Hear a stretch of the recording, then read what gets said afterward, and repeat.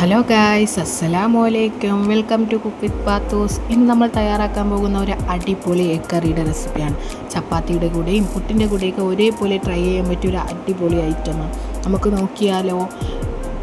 First തന്നെ flame ഓണാക്കി pan അടുപ്പത്ത് വെച്ച് പാൻ ചൂടായതിന് ശേഷം നമുക്ക് ആവശ്യമായിട്ടുള്ള 2 ടേബിൾ സ്പൂൺ ഓയിൽ ഒഴിച്ചു കൊടുക്കാം. ഓയിൽ ചൂടായതിന് ശേഷം നമുക്കിതിലോട്ട് 1/4 ടേബിൾ സ്പൂൺ കടുക് ചേർത്ത് കൊടുക്കാം. കടുക് ചേർത്തതിന് ശേഷം ഇതിനാവശ്യമായിട്ടുള്ള കറിവേപ്പില ചേർത്ത് കൊടുക്കാം. കറിവേപ്പില ചേർത്ത് കൊടുത്തതിന് ശേഷം നീളത്തിനരിഞ്ഞ് വെച്ചിരിക്കുന്ന സവാള നമുക്ക് ഇതിൽ ചേർത്ത് കൊടുക്കാം. ഞാൻ ഇപ്പോൾ ഇവിടെ ചേർത്ത് കൊടുത്തിരിക്കുന്നത് 5 സവാളയാണ് ചേർത്ത് കൊടുത്തിരിക്കുന്നത്. നിങ്ങൾക്ക് എത്ര സവാളയാണോ ആവശ്യമായിട്ടുള്ളത് അതിനനുസരിച്ച് നിങ്ങൾക്ക് ചേർത്ത് കൊടുക്കാവുന്നതാണ്. അതിനുശേഷം നമുക്ക് നല്ലതുപോലെ മിക്സ് ചെയ്തെടുക്കാം.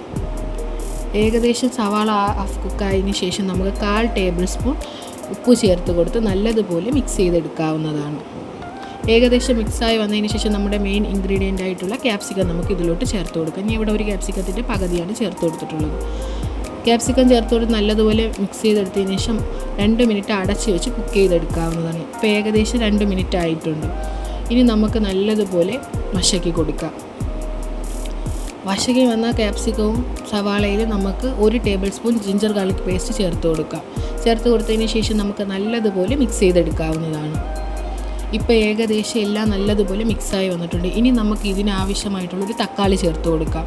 തക്കാളി ചേർത്ത് കൊടുത്തതിന് ശേഷം നമുക്ക് നല്ലതുപോലെ മിക്സ് ചെയ്തെടുക്കാവുന്നതാണ്.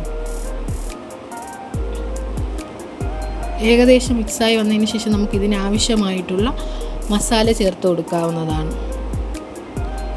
1/4 ടേബിൾ സ്പൂൺ മഞ്ഞൾപ്പൊടി, 1/4 table spoon garam masala, 1/2 table spoon പെരിഞ്ജീരകപ്പൊടി, 1 ടേബിൾ സ്പൂൺ മുളക് പൊടി, 1 ടേബിൾ സ്പൂൺ മല്ലിപ്പൊടി. ഇത്രയും ചേർത്ത് കൊടുത്തതിന് ശേഷം നമുക്ക് നല്ലതുപോലെ മിക്സ് ചെയ്തെടുക്കാവുന്നതാണ്. മസാലയുടെ പച്ചമണം മാറുന്നത് വരെ നമുക്ക് നല്ലതുപോലെ മിക്സ് ചെയ്ത് കൊടുക്കാം. ഇപ്പോൾ ഏകദേശം മസാലയെല്ലാം നല്ലതുപോലെ മിക്സായി വന്നിട്ടുണ്ട്. ഈ സമയം നമ്മൾ ലോ ഫ്ലെയിമിൽ വേണം ഇടാൻ. ഒരിക്കലും ഹൈ ഫ്ലെയിമിൽ വെക്കാൻ പാടില്ല, എന്നാൽ നമ്മുടെ മസാല നല്ലതുപോലെ കരിഞ്ഞു പോകും. ഇനി ഇതിന് ശേഷം നമുക്ക് 1 ഗ്ലാസ് ചൂടുവെള്ളം ഇതിലോട്ട് ആഡ് ചെയ്ത് കൊടുക്കാം. ചൂടുവെള്ളം ആഡ് ചെയ്ത് കൊടുത്തതിന് ശേഷം നമുക്ക് നല്ലതുപോലെ മിക്സ് ചെയ്തെടുക്കാവുന്നതാണ്. തക്കാളിയും സവാളയും ക്യാപ്സിക്കവും എല്ലാം നല്ലതുപോലെ മസാലയിൽ മിക്സായി വരുന്നത് വരെ നമുക്ക് നല്ലതുപോലെ വശക്കി കൊടുക്കാം. വെള്ളം ഏകദേശം വറ്റി വരുന്നത് വരെ നമുക്ക് നല്ലതുപോലെ മിക്സ് ചെയ്തെടുക്കാവുന്നതാണ്. ഇപ്പോൾ ഏകദേശം വെള്ളവും എല്ലാം നല്ലതുപോലെ മിക്സായി വന്നിട്ടുണ്ട്. ഇപ്പോൾ ഏകദേശം വെള്ളം നല്ലതുപോലെ വറ്റി വന്നിട്ടുണ്ട്. ഇനി ഇതിന് ശേഷം നമുക്ക് ഗ്രേവിക്ക് ആവശ്യമായിട്ടുള്ള 1 ഗ്ലാസ് ചൂടുവെള്ളം കൂടി ഇതിലോട്ട് ആഡ് ചെയ്ത് കൊടുക്കാവുന്നതാണ്. ചൂടുവെള്ളം ആഡ് ചെയ്ത് കൊടുത്തതിന് ശേഷം നമുക്ക് നല്ലതുപോലെ മിക്സ് ചെയ്തെടുക്കാവുന്നതാണ്. ഇനി ഉപ്പ് നമുക്ക് നോക്കിയിട്ട് ആവശ്യമുള്ള ഉപ്പ് ഇതിലോട്ട് ചേർത്ത് കൊടുക്കാവുന്നതാണ്. ഇപ്പോൾ ഇതിൽ കുറച്ച് ഉപ്പ് കുറവായതുകൊണ്ട് ഞാൻ ചേർത്ത് കൊടുക്കുന്നുണ്ട്. ഇനി ആവശ്യമായിട്ടുള്ള പഞ്ചസാരയും കൂടെ ആഡ് ചെയ്ത് കൊടുത്തതിന് ശേഷം നല്ലതുപോലെ നമുക്ക് മിക്സ് ചെയ്തെടുക്കാവുന്നതാണ്.